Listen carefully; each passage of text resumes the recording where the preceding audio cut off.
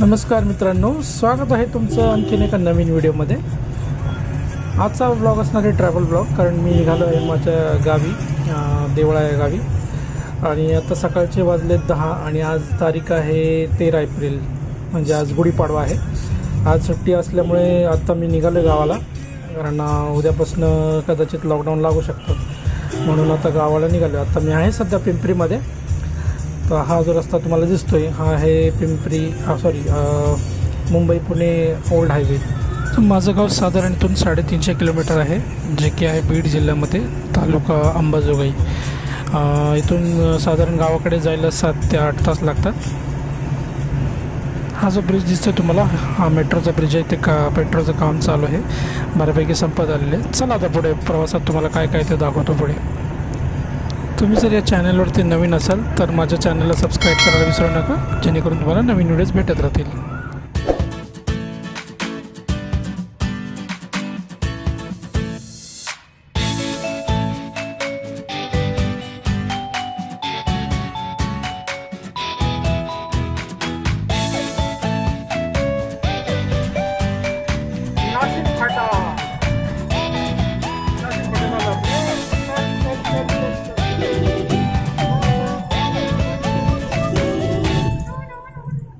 या ब्रिजमुळे पिंपरी चिंचवडचा शहराचा कायापालटच झालेला आहे।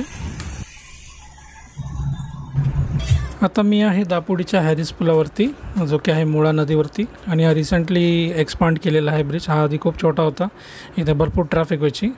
हा ब्रिज क्रॉस केला की नदीच्या पलीकडे पुणे महानगरपालिकेची हद्द सुरू होते।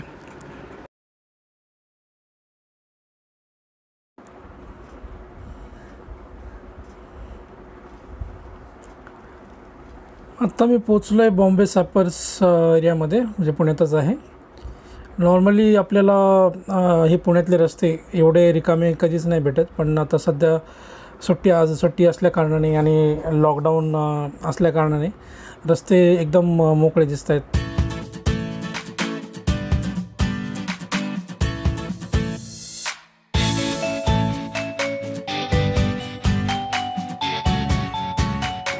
ऑफिसमधून एक इम्पॉर्टंट कॉल आला होता, तो अटेंड करण्यासाठी थांबलो होतो। तो अटेंड करून झाला, आता निघालो आहे पुढच्या प्रवासाला।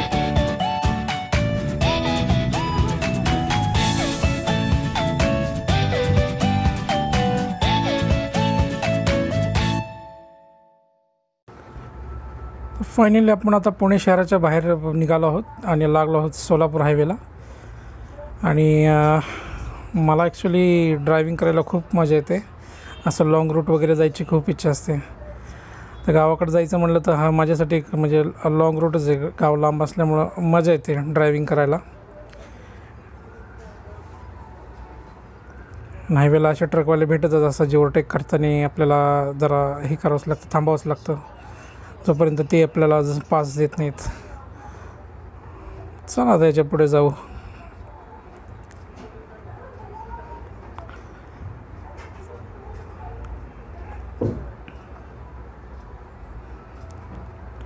आता इथून पुढे टोल रोड स्टार्ट होईल। क्लायमेट कसं झालं एकदम, है ना? कसं झालं असं पावसाळी सगळं क्लायमेट झालं का नाही, एवढं उन्हाळ्याचं पण। आता पुढे 150 किलोमीटरपर्यंत आपण ह्या हायवेनेच प्रवास करणार आहोत, म्हणजे टेंभुर्णीपर्यंत। आणि मग टेंभुर्णीवरून आपण लेफ्ट घेणार आहोत ॲक्च्युली। तर बऱ्यापैकी हे रस्ते पहिल्यापेक्षा चांगले झालेले आहेत, आधी खूप खराब रस्ते असायचे। आता इथून गावी जायला साधारण मला वाटतं 4 जिल्हे बदलावे लागतात। एक तर पुणे जिल्हा, जिथं आपण आहोत सध्या, पुणे जिल्ह्यानंतर सोलापूर जिल्ह्यानंतर उस्मानाबाद जिल्हा, लातूर जिल्हा, आणि मग बीड जिल्हा। अरे पाऊस सुरू झाला, खूप थेंब पडत आहेत खाचर। थोडा थोडा पाऊस सुरू होतोय आता, बहुतेक पुढे पाऊस लागेल आपल्याला। तर काय म्हणत होतो मी, 4 ते 5 जिल्हे लागतात आपल्याला। आणि इथून आपल्या घरापासून 350 किलोमीटर आहे। साधारण स्वतःची गाडी असेल तर 6 ते 7 तास लागतात, नॉर्मल असं थांबून वगैरे, जेवायला वगैरे थांबून वगैरे गेलं तर। एकतर हा सरळ रस्ता असल्यामुळे आणि हायवे असल्यामुळे, आणि तसंही दिवसा जास्त ट्रॅफिक नसते या रोडला, कारण ट्रक वगैरेची वर्दळ संध्याकाळी जास्त असते. तर पळवायला मजा येते गाडी या रूटला. पण आता आपल्यासोबत फॅमिली आहे म्हणून आपण नाही जास्त पळवणार. नॉर्मली 120-130च्या स्पीडने गाडी या रूटला गेली तरी पण काही वाटत नाही पळल्यासारखं. तर आपण आहोत 100च्या स्पीडने. आता आपण पोचलो आहोत पाटसच्या टोल नाक्यावर. समोर जो दिसतोय तो आहे पाटसचा टोल नाका.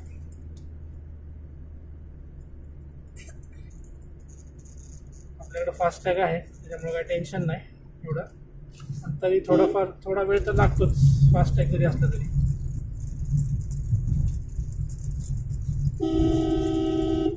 थांब रे बाबा, जाऊ दे मला. दिवसा ह्या टोलवर तेवढी गर्दी पाहायला नाही भेटत आहे, पण नॉर्मली संध्याकाळच्या वेळेस जेव्हा बसेस ट्रक्स वगैरे जेव्हा चालू होतात तेव्हा भरपूर ट्रॅफिक असते ह्या टोल नाक्यांवरती. इतके असते की अशी लाईन लागलेली असते टोल नाक्यावरती टोल भरण्यासाठी. आणि मग तिथे आपल्याला बऱ्याच वेळा उशीर होतो, थोडा वेळ लागतो. पण आज आपल्याला नाही आहे ट्रॅफिक. चला मग त्याचा आनंद घेऊया. कोलजा सेम कोलजा. अरे भरले ना, शाबाश. टोल भरलेला आहे पण ऑटोमॅटिक असतं ते. पैसे द्यायची गरज नाही, आता ऑटोमॅटिक असतं ते. रिचार्ज करायचं असतं मोबाईलसारखं.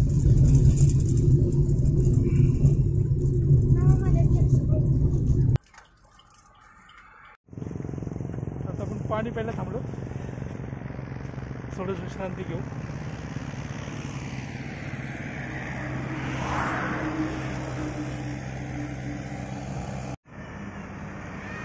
आता आपण थांबलो आहोत पाटसच्या टोलनाका क्रॉस करून इथं थांबलो. थोडंसं पाणी वगैरे पिऊ. हां, चिप्स खाती तू?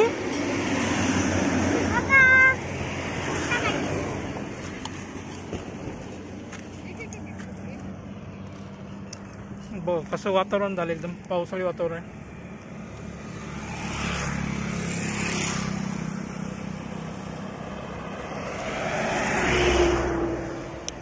ही जी समोर दिसते ही डाळिंबाची बाग आहे. हे डाळिंबाची बाग बघ, हे बघ डाळिंब आहेत बघ बेटा, ही सगळी डाळिंबाची बाग आहे. चला आता आपण इथून निघतोय. पण इतर वेळेस कधी तुम्ही या रूटवरती आलात तर इथे स्पेशली इथे फळबाग वगैरे आहेत, तर या रोडच्या कडेने तुम्हाला फळवाले बसलेले दिसतील. बरेच फळं विकत बसलेले असतात, जसं चिक्कू म्हणा, पेरू म्हणा, डाळिंब वगैरे बरेच फळवाले असे बसलेले दिसतात लाईनीने. पण आता नाही आहे सध्या, कारण आता कोविडमुळे माहिती आहे तुम्हाला की आता लॉकडाऊन वगैरे सगळी जी काही परिस्थिती आहे त्याच्यामुळे आता इथे कोणीच बसत नाही आहे. आता आपण पोचलो आहोत बिगवनला. हे जे दिसतंय ते बिगवन आहे. बिगवन हे मच्छीसाठी फेमस आहे. म्हणजे इथं मच्छी थाळी वगैरे खूप चांगले मिळते. बरेच लोक इथे थांबून मच्छी थाळी वगैरे खाऊन जातात.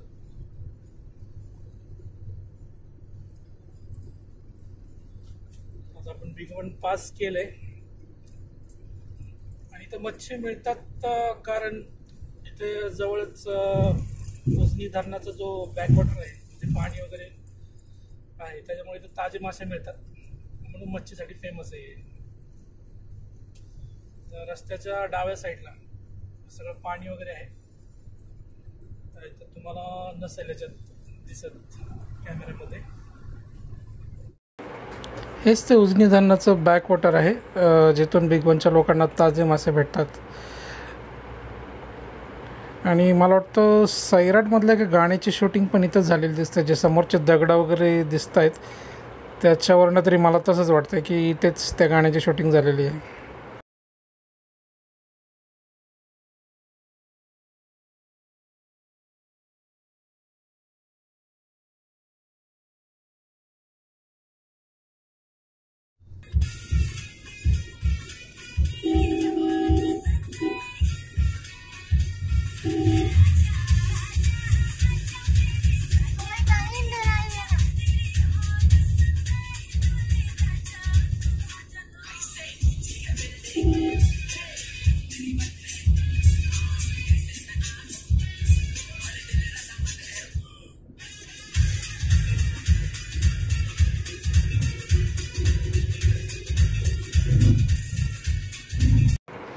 आम्ही तर इंदापूरच्या आधीच हायवेला निसर्ग प्युअर व्हेज म्हणून हॉटेल आहे हे समोरचं, इथे थांबलो होतो जेवायला. आता सध्या लॉकडाऊनमध्ये बंदच आहे, पार्सल सेवा फक्त चालू आहे, तरी आम्ही मॅनेज केलं ते जेवायला.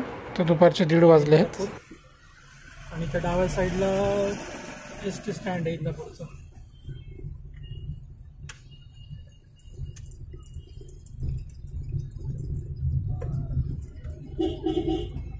आपण अजून पुणे जिल्ह्यातच आहोत.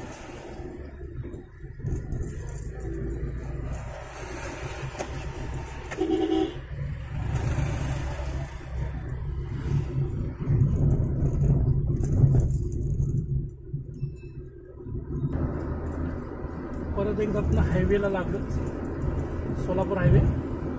आपण ॲक्च्युली मधल्या मार्गे आलो, इंदापूर गावातून आल्यामुळं आता आपण हायवेला लागलो परत. आता हा एक टोल आहे, शेवटचा टोल आपल्या रूटचा. इंदापूरचा क्रॉस केला की हा टोल लागतो.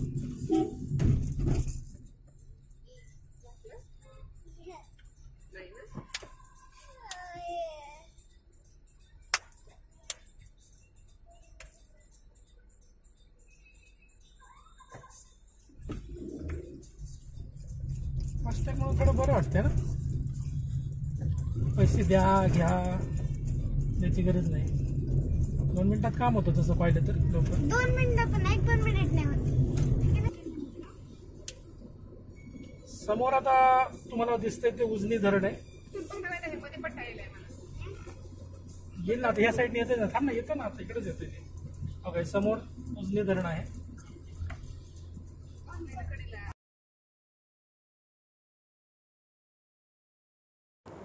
उजनी धरण हे धरण सोलापूर जिल्ह्यातील माढा तालुक्यातील उजनी गावाशेजारी बांधलेलं धरण आहे, म्हणूनच त्याला उजनी धरण असं म्हणतात.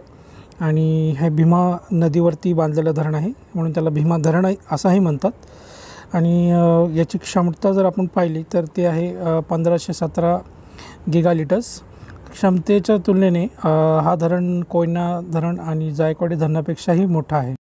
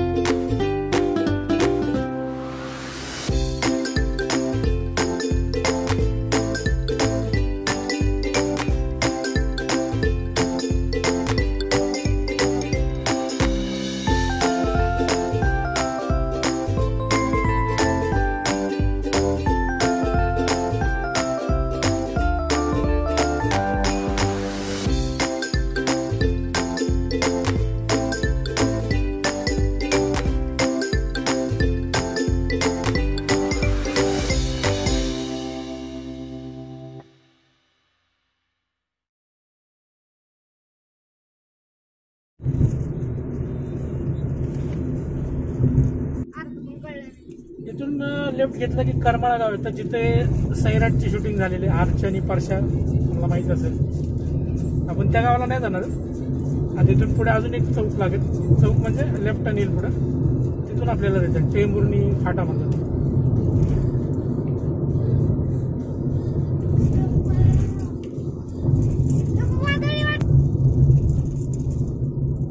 हाच तो टर्न, लेफ्ट टर्न. आपल्याला इथून बाहेर निघायचं होतं हायवेवर. आता आपण हायवे सोडलेला आहे आणि आपण आता चाललो आहोत बार्शी रोडला.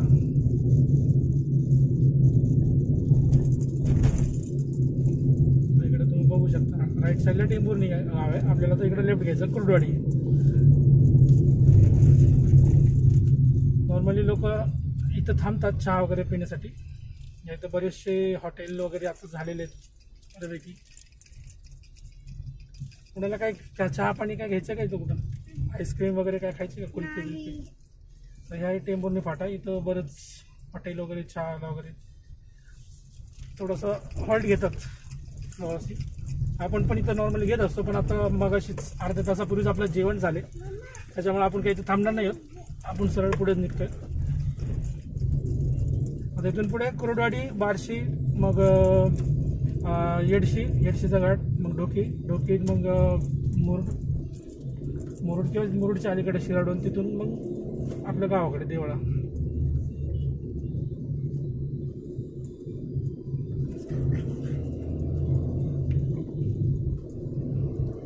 आता हा काय हायवे नाही आहे मोठा, 2 लेनच रोड आहे. आणि या रोडला नॉर्मली नेहमी तुम्हाला असे ट्रॅक्टर वगैरे दिसतील, उसाचे वगैरे. आता इथून थोडं आपल्याला दमाने जावं लागतं, कारण पळत येत नाही गाडी इकडे. अचानक कोणी मध्ये येतं काही,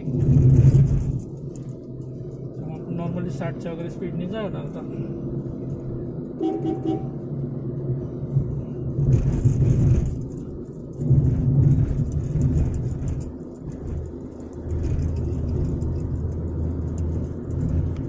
आपण आता आहोत सोलापूर जिल्ह्यामध्ये. हे बघा ट्रॅक्टरचं पिल्लू. ट्रॅक्टरचं पिल्लू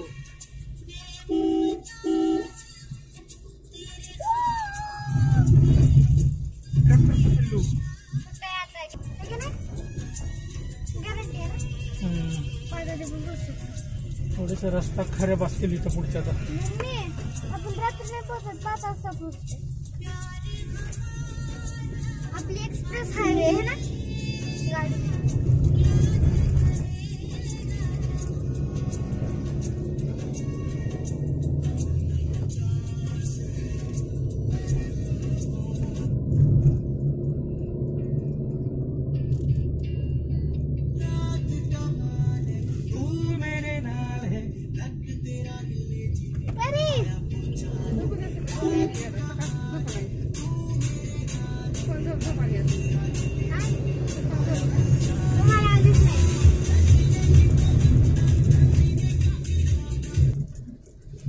आपण कुरुडवाडीच्या जवळ पोहोचलो आहोत. त्याच्या पुढे कुरुडवाडी बायपास लागेल आपल्याला. बघा गुगल आंटी पण म्हणली 400 मीटर्सवर turn right.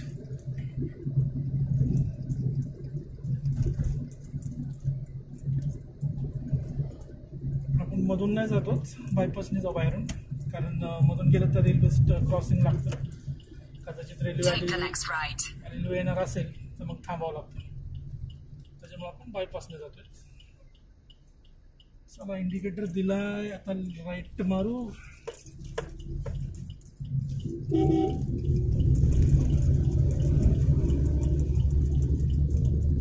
Continue for 1.5 kilometers. बघा 1.5 किलोमीटर्स सांगते.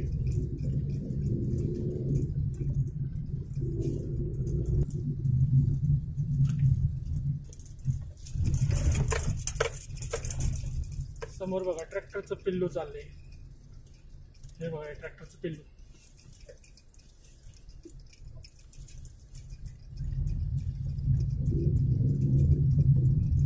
भारी वाटतं ना ट्रॅक्टरचं पिल्लू हे मोठं.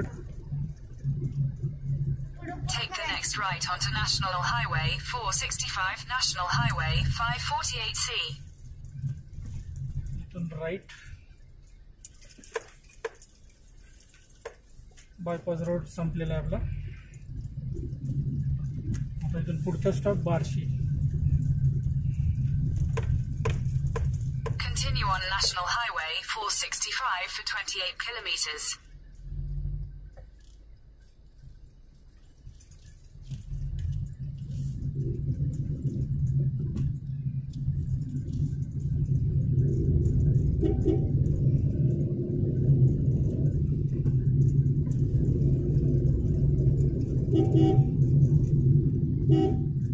ते बघतो तिकडं बघतो आणि रस्ता क्रॉस करतो.